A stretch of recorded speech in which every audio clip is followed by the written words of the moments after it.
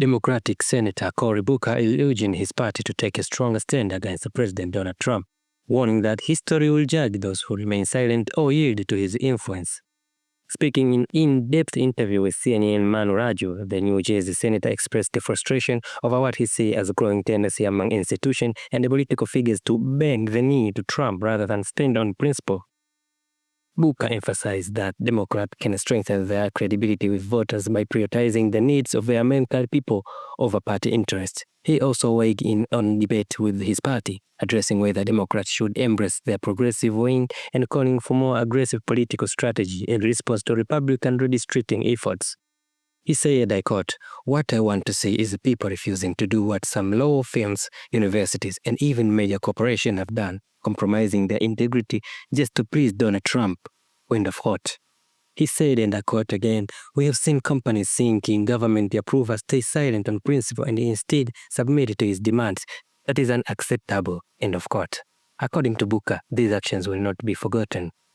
He said, and I quote, "History will remember those who stood by and enabled a man who has already incited a violent attack on our capital and is working to undermine our democratic system." End of quote.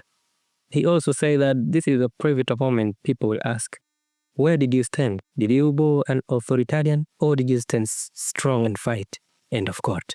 This week, Booker clashed with fellow Democrat over amendments he proposed to be partisan policy benefit bill. His proposed changes sought to prevent the Trump administration from withholding Department of Justice grant for political reasons, something he claims is already happening in New Jersey. He accused members of his own party of allowing Trump to violate the Constitution and erode democratic norms. "How far are we going to let him go before we draw the line?" Booker said. "Whether it's the Senate chamber or within our community, we must be willing to stand and resist this rise of authoritarianism." End of quote. Booker also addressed the redistricting battles, particularly in Republican-led Texas, where lawmakers are pursuing a Trump-backed plan to reshape the state's congressional map in a way that could secure more GOP seats. He argued that Democrats should respond with equal determination, suggesting that his home state of New Jersey explores similar strategies despite previous party rhetoric supporting non-partisan map drawing.